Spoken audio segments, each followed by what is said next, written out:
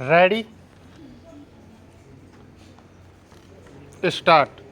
महोदय, एक साथ बहुत सारे देशों में, जिनमें से कुछ की एक खास समय पर पहचान भी नहीं हो सकती, पर्यवेक्षण और नियंत्रण की समस्याओं की वजह से प्रभावी परिणाम प्राप्त नहीं होंगे।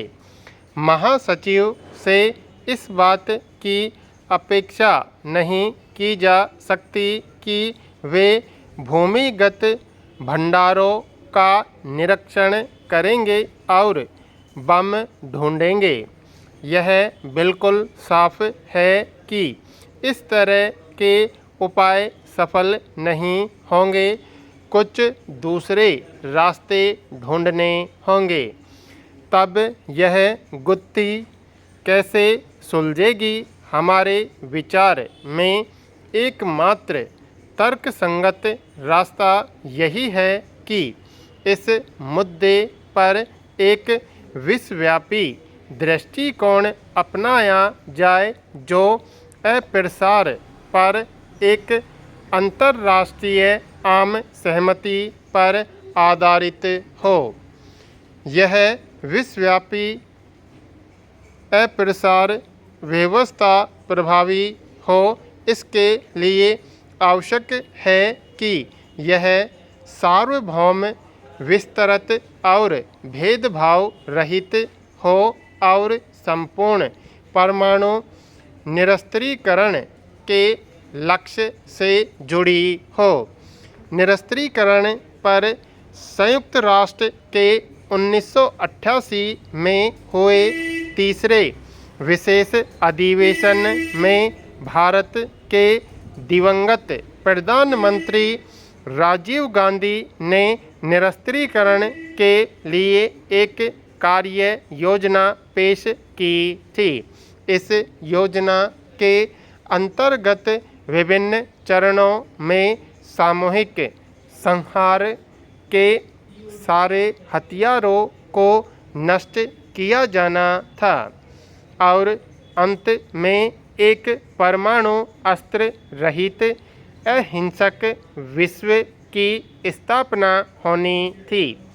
परमाणु अप्रसार पर नई अंतर्राष्ट्रीय सहमति के सारे महत्वपूर्ण अस्त्रों के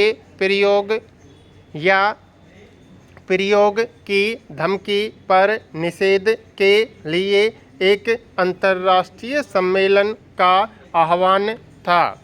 दूसरा, परीक्षणों पर प्रतिबंध के लिए यह एक व्यापक संधि की वकालत करती थी।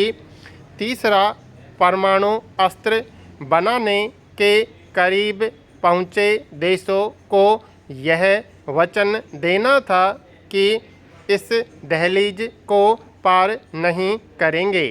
इसके साथ यह बात भी जुड़ी थी कि परमाणु हथियार संपन्न देश 2010 ईस्वी तक अपने परमाणु हथियारों के भंडार खत्म करने का वचन देंगे।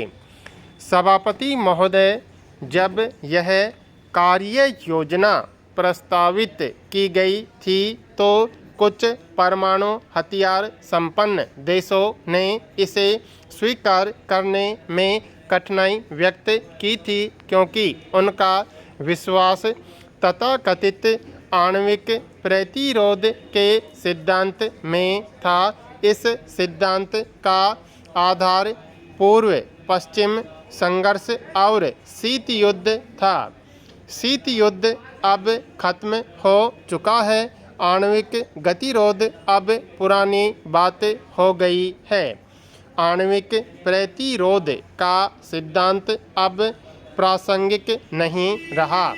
राजनयिक प्रतिबद्धता दिखाने और धरती से परमाणु हथियारों का पूरी तरह सफाया करने की दिशा में बढ़ने का एक ऐतिहासिक अवसर हमें मिला है।